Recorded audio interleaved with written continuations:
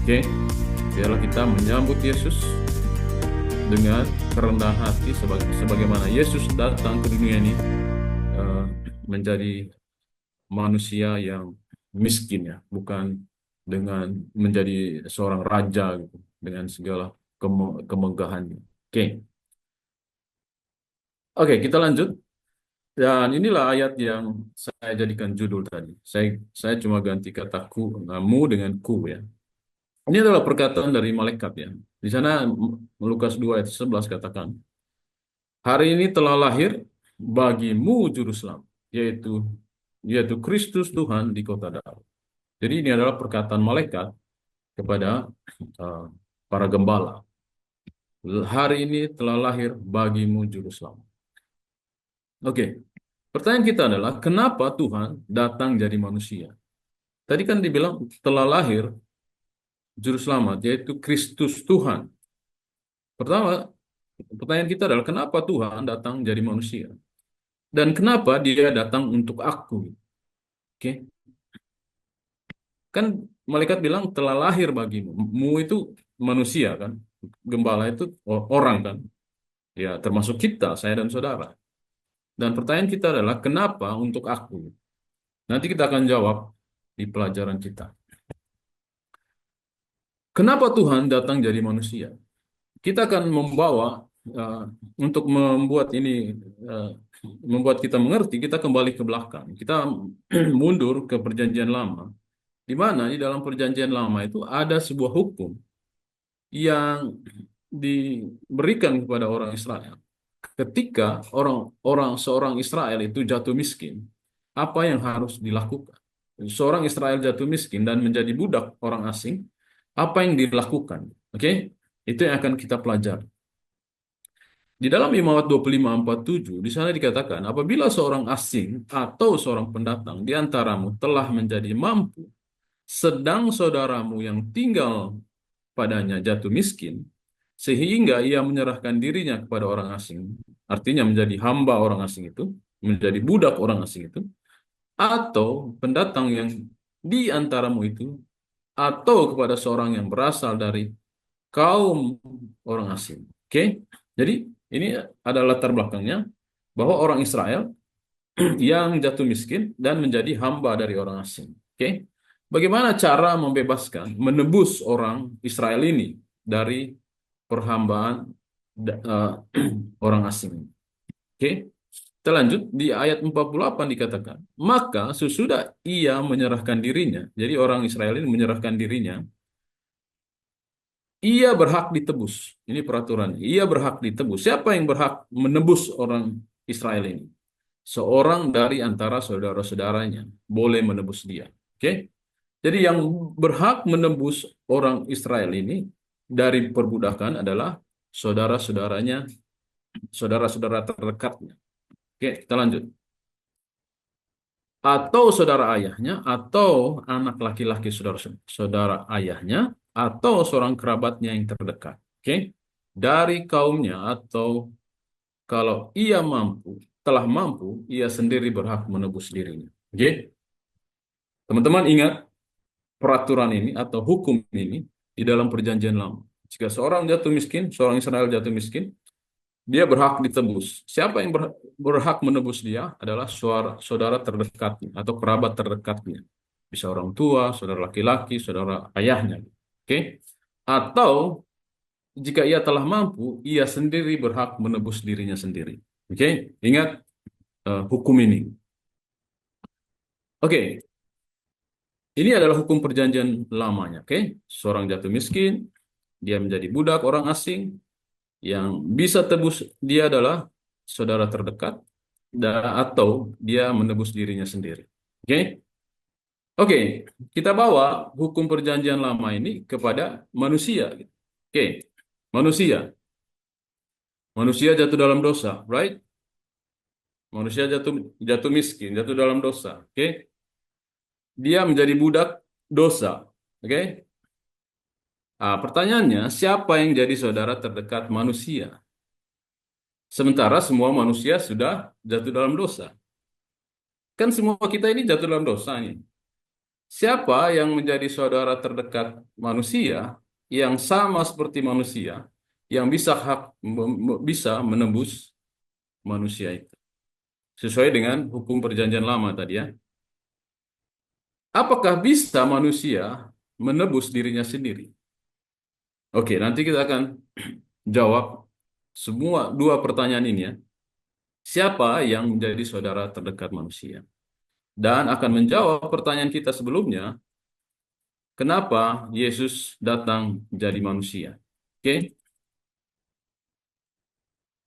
Oke. Di dalam Roma 6 ayat 16 katakan, kamu tidak tahu bahwa apabila kamu menyerahkan dirimu kepada seseorang sebagai hamba untuk mentaatinya, kamu adalah hamba orang itu. Oke? Jadi, kalau saya taat kepada perintah dari Sister Sunny, saya adalah hamba dari Sister Sunny, right? Sesuai dengan ayat ini ya, logikanya. Yang harus kamu taati, baik dalam dosa yang memimpin kamu kepada kematian maupun dalam ketaatan yang memimpin kamu kepada kehidupan. Oke? Kepada kebenaran, sorry. Oke? Jadi, menurut ayat ini, kalau kita taat kepada seseorang, kita menjadi hamba orang itu, baik taat dalam dosa atau di dalam kebenaran. Oke? Tadi ingat di eh, manusia jatuh dalam dosa kan? Tadi kan? Dia menjadi budak dosa. Jadi kita kembali ke Adam dan Hawa. Adam dan Hawa sudah jatuh dalam dosa. Oke? Dan apa yang terjadi dengan Adam dan Hawa sebelum mereka jatuh dalam dosa? Di Mazmur 80 ayat 8 Mazmur 8 ayat 4 sampai 8 menggambarkan keadaan manusia sebelum jatuh dalam dosa. Apakah manusia sehingga engkau mengingatnya? Apakah anak manusia sehingga engkau mengindahkannya? Namun engkau telah membuatnya hampir sama seperti Allah dan telah memakotainya dengan kemuliaan dan hormat. Dan engkau membuat dia berkuasa atas buatan tanganmu. Segala-galanya telah kau letakkan di bawah kakinya. Kambing, domba, lembu, sapi sekalian, juga binatang-binatang di padang, burung-burung di udara, dan ikan-ikan di laut, dan apa yang melintasi arus lautan. Oke, jadi ini adalah gambaran dari kitab Kejadian, yang mana ketika Tuhan telah menciptakan eh, segala sesuatunya, dan Tuhan memberikan kuasa itu kepada Adam, Adam dan Hawa, atau kepada manusia. Oke, dan inilah itu, Kejadian 1 ayat 28. Allah memberkati mereka, lalu Allah berfirman kepada mereka, beranak cuculah dan bertambah banyak, penuhilah bumi dan bertaklukkanlah itu. Berkuasalah atas ikan-ikan di laut dan burung-burung di udara dan atas segala binatang yang merayap di bumi. Oke, ini adalah gambaran dari manusia di dalam kondisi yang masih kaya tadi. Belum jatuh miskin ya. Belum jatuh miskin. Dia punya kekuasaan, dia punya harta. Ingat hukum perjanjian lama tadi? Ketika orang Israel jatuh miskin, apa yang harus terjadi? Dan ini keadaan daripada manusia waktu dia masih kaya. Segala kuasa diberikan kepadanya. Semua harta benda eh, ada di tangan dia. Oke, sekarang pertanyaan kita selanjutnya, kapan manusia ini jatuh miskin? Kapan manusia ini jatuh miskin? Oke, di Lukas 4 ayat 5 sampai 6. Ini adalah pencobaan setan, iblis kepada kepada Yesus ya. Pencobaan setan kepada iblis. Di sana dikatakan, kemudian ia membawa Yesus ke suatu tempat yang tinggi dan dalam sekejap mata ia memperlihatkan kepadanya semua kerajaan dunia. Kata iblis kepadanya, segala kuasa itu serta kemuliaannya akan kuberikan kepadamu. Ingat kalimat ini ya, sebab semua itu telah diserahkan kepadaku dan aku memberikannya kepada siapa saja yang kuhendaki. Pertanyaan kita adalah, siapa yang telah menyerahkan itu kepada iblis? Ada yang jawab? Bisa jawab? Iblis bilang, sebab semuanya itu telah diserahkan kepadaku. Siapa? Ada yang bisa jawab? Adam mungkin karena Oke, jatuh dalam dosa betul. maksudnya. Oke. Kembali ke Roma tadi ya. Apakah kamu tidak tahu bahwa apabila kamu menyerahkan dirimu kepada seseorang sebagai hamba untuk mentaatinya, kamu adalah hamba orang itu. Ingat, gantinya Adam dan Hawa atau manusia taat kepada Tuhan, mereka taat kepada siapa? Kepada setan. Jadi siapa yang menjadi tuan daripada Adam dan Hawa? Yaitu setan. Jadi saya kalau saya pergi merampok ke rumah Amel dan saya taklukkan, jadi semua milik Amel, rumahnya, barang-barangnya itu adalah milik saya, right? Dan itu yang terjadi. Oke? Itu diklaim sama setan. Makanya dia bilang sebab semua itu telah diserahkan kepada aku. Kenapa? Karena yang dikasih kuasa oleh Tuhan untuk menaklukkan bumi ini sudah ditaklukkan oleh setan. Oke? Dan kita sering berpikir bahwa Yesus ini datang hanya untuk menembus manusia. Sebenarnya ada benarnya, tetapi ada tidak lengkap sebenarnya. Yesus datang untuk menebus bumi ini juga, karena sudah di, dirampok oleh setan. Oke, bukan cuma menebus manusianya, tetapi bumi ini juga. Karena dia bilang sebab semua itu telah diserahkan kepada. Kenapa iblis menawarkan bumi apa segala kuasa ini dan kemuliaannya akan diberikan kepada Yesus? Kenapa cobaan itu? Kenapa cobaan Yesus itu? di- Kenapa cobaan iblis kepada Yesus itu menawarkan segala kuasa dan kemuliaan di dunia ini? Kenapa dia menawarkan itu? Karena iblis mau memberikan shortcut kepada Yesus. Dia bilang nggak usah lanjut eh, dengan rencana keselamatan itu. Ini saya kasih aja deh buminya. Nggak usah lanjutkan misimu. Saya kasih gratis. Padahal Yesus datang untuk menjalankan kehendak Bapa kan. Tapi kalau Yesus gagal di dalam eh, misinya, udah binasa semua kita. Oke? Dan itu yang coba dilakukan oleh setan. Oke, pertanyaan selanjutnya, siapa yang bisa menjadi saudara terdekat manusia yang layak untuk menebus? Oke, kita semua ini kan berdosa nih. Siapa yang menjadi saudara terdekat kita yang layak untuk menebus kita? Sementara semua manusia sudah berdosa. Oke, dan ini adalah jawabannya. Ibrani 2 ayat 9. Tetapi dia, siapa dia? Yesus ya, yang untuk waktu yang singkat dibuat sedikit lebih rendah daripada malaikat, yaitu Yesus. Kita lihat yang oleh karena penderitaan maut dimahkotai dengan kemuliaan dan hormat, supaya oleh kasih karunia Allah ia mengalami maut bagi semua manusia. Teman-teman lihat sedikit lebih rendah daripada malaikat. Jadi kalau teman-teman lihat dia punya urutannya, kan ada Tuhan tuh, habis itu malaikat, habis itu manusia, right?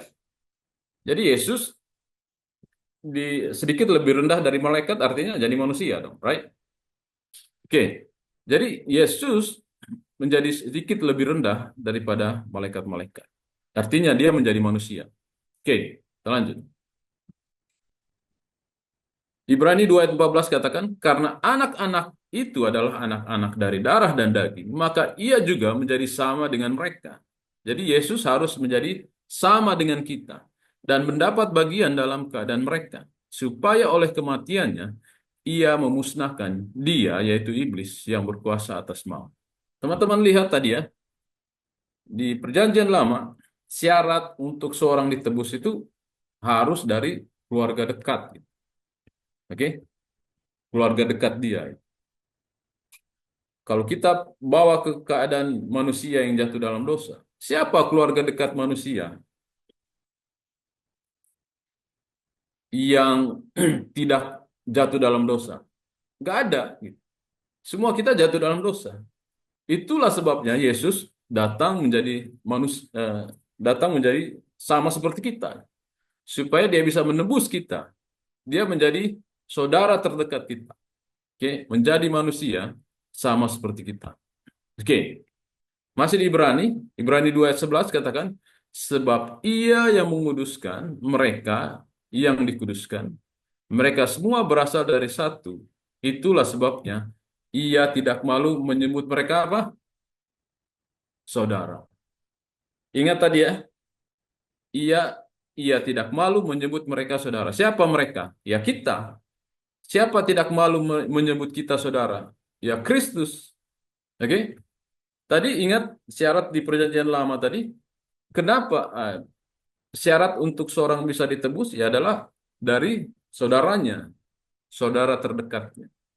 Oleh karena itu, Yesus mau menjadi manusia dan menjadi saudara kita supaya kita bisa ditebus. Oke? Dan dia tidak malu. Dia bilang itulah sebabnya ia tidak malu menyebut mereka atau kita saudara. Oke, tadi syarat yang kedua tadi, jika ia mampu, ingat dia, 5:25 tadi, jika ia mampu, dia bisa menebus dirinya sendiri. Pertanyaannya adalah, apakah manusia bisa menebus dirinya sendiri? Oke, di Yesaya 64 ayat 6 katakan, demikianlah kami sekalian seperti orang najis, dan segala kesalehan kami seperti kain kotor. Kami sekalian menjadi layu seperti daun, dan kami lenyap oleh kejahatan kami seperti daun dilenyapkan oleh angin. Teman-teman lihat, kalau kita berusaha untuk saleh dengan kuasaan kita, ya saya bilang segala kesalehan kami seperti kain kotor. Tetap saja tidak layak kita. Tetap saja kita tidak bisa keluar dari perbudakan itu. Oke, jadi tidak bisa kita menyelamatkan diri kita sendiri. Di Roma 7 ayat 24 katakan, aku manusia celaka, siapakah yang akan melepaskan aku dari tubuh maut ini? Siapakah yang dapat melepaskan kita dari dosa? Jawabannya siapa? Syukur kepada Allah oleh Yesus Kristus Tuhan kita. Hanya Yesus yang bisa melepaskan kita. Kita tidak bisa melepaskan diri kita dari kuasa dosa atau dari perbudakan. Di dalam Filipi 3 ayat 8 katakan, malahan segala sesuatu, ini adalah pernyataan dari Rasul Paulus ya. Ketika sebelumnya dia berusaha selamat dengan pekerjaannya atau usahanya sendiri. Dia bilang apa? Malahan segala sesuatu kuanggap rugi karena pengenalan akan Kristus Yesus, Tuhanku. Lebih mulia daripada semuanya. Semuanya itu segala usaha dia gitu. Oleh karena dialah aku telah melepaskan semuanya itu. Apa semuanya itu? Usaha sendiri tadi. Dan menganggap sampah supaya aku memperoleh Kristus. Jadi semua yang dilakukan Paulus sebelum dia mengenal Kristus dianggap sampah. Segala usaha pribadinya untuk memperoleh keselamatan dianggap sampah karena memperoleh Kristus. Jadi kembali bahwa Rasul Paulus yang adalah rasul besar sendiri tidak bisa menyelamatkan dirinya sendiri dengan usahanya. Di Efesus 2:8-9 katakan, sebab karena kasih karunia kamu diselamatkan oleh iman, itu bukan hasil usahamu, tetapi pemberian Allah.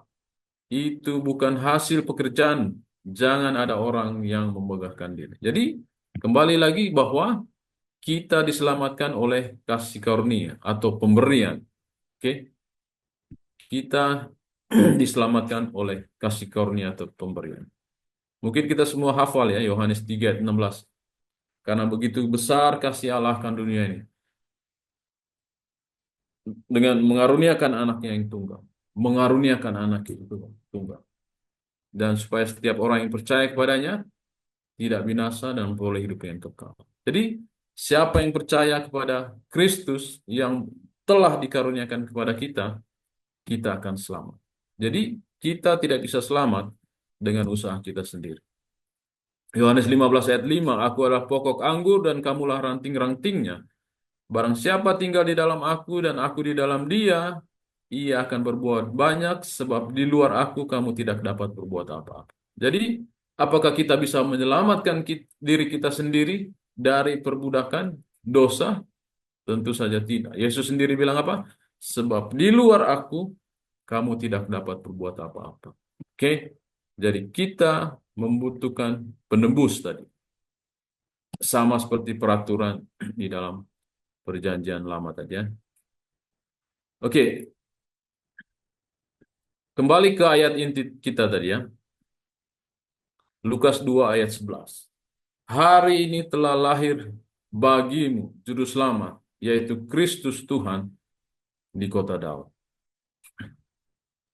Kenapa bagi aku? Kenapa bagi aku? Kenapa enggak bagi batu atau bagi sapi atau bagi kambing? Kenapa aku? Oke.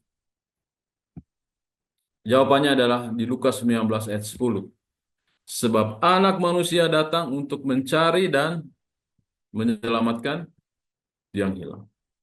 Kalau saya dan saudara merasa diri tidak hilang, merasa diri tidak tidak sedang diperbudak oleh dosa, berarti kedatangan Yesus atau kelahiran Yesus bukan untuk saudara. Oke? Hari ini telah lahir bagimu juru selamat. Pertanyaan kita, kenapa aku? Sebab anak manusia datang untuk mencari dan menyelamatkan yang hilang. Saya dan saudara sedang hilang. Itulah sebabnya Kristus datang menjadi penebus kita. Yohanes 1 ayat 11, ia datang kepada milik kepunyaan. Saudara dan saya mungkin pernah merasa dikecewakan ya. Kita sudah buat baik-baik sama orang, malah kita dihina atau difitnah atau dituduh yang macam-macam. Saudara, Yesus lebih parah dari itu. Dia datang untuk menyelamatkan orang berdosa, justru orang berdosa tidak menerimanya. Oke, ia datang kepada milik kepunyaannya, tetapi orang-orang punyanya tidak menerima dia. Waktu Yesus datang pertama kali, orang-orang mengaku percaya Tuhan menolak Yesus. Tetapi waktu Yesus datang kedua kalinya, Yesus yang akan menolak mereka. Saudara tahu, ketika Yesus datang pertama kali, orang-orang religius yang menolak dia. Orang-orang mengaku beragama yang menolak dia.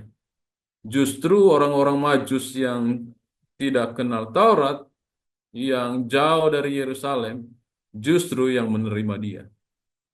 Tetapi akan datang waktunya ketika Yesus datang untuk kedua kali, dia yang akan menolak orang-orang yang menolak dia. Di Matius 7:23 katakan, pada waktu itulah aku akan berterus terang kepada mereka dan berkata, aku tidak pernah mengenal kamu. Enyalah daripadaku, kamu sekalian pembuat kejahatan.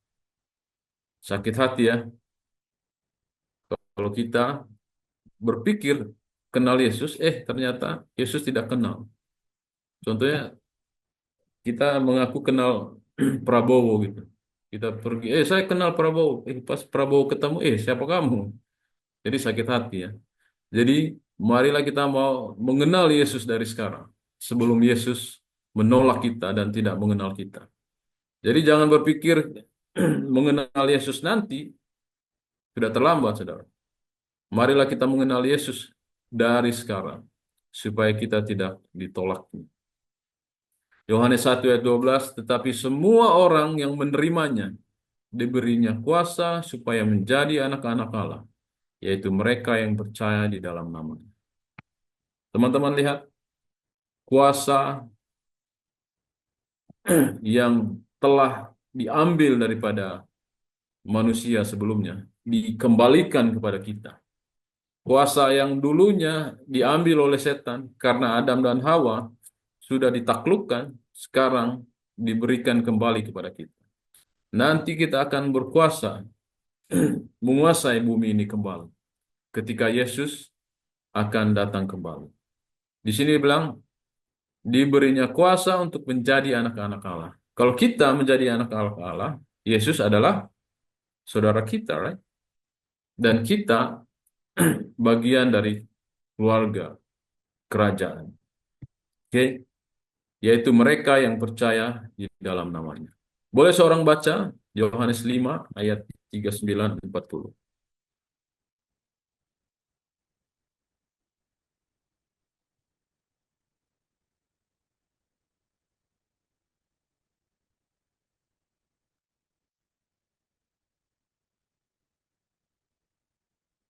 Oke, kamu menyelidiki kitab-kitab suci sebab kamu menyangka olehnya kamu mempunyai hidup yang kekal.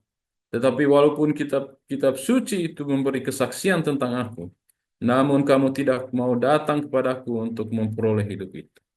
Jadi semua yang kita baca di dalam perjanjian lama itu adalah kesaksian tentang Yesus. Bahkan di dalam hukum yang tadi saya baca di Imamat 25 itu menggambarkan bagaimana Kristus datang menjadi bagian dari keluarga manusia untuk menebus manusia dari dosa. Tetapi sangat disayangkan orang-orang Yahudi, para imam-imam yang membaca gulungan kitab Taurat justru tidak menemukan Yesus di dalam. Jangan sampai saya dan saudara jatuh ke dalam lubang yang sama, di mana ketika kita rajin membaca Alkitab, kita merayakan Natal, tetapi kita tidak menemukan Yesus di dalam. Justru kita buang Yesus jauh-jauh, dan kita justru menantikan segala kepelesiran yang saya bilang tadi. Ketika kita uh, mengingat kata Natal, apa yang kita lakukan? Pesta pora lah, atau baju baru lah. Sementara esensi dari Natal itu kita tinggalkan. Jangan sampai ketika Yesus datang kedua kali, kita sama seperti orang-orang yang waktu dia datang pertama kali, menolak Yesus. Jadi, kalau orang-orang Yahudi di zaman dulu tidak selamat karena penolakan mereka akan Kristus, jangan sampai kedatangan Yesus yang kedua kali kita jatuh ke dalam keadaan yang sama dan menolak Kristus. Terima kasih untuk waktu saudara-saudara. Semoga pelajaran ini bisa menjadi berkat bagi kita semua dan kita boleh menjadi berkat bagi orang lain. Tuhan berkati.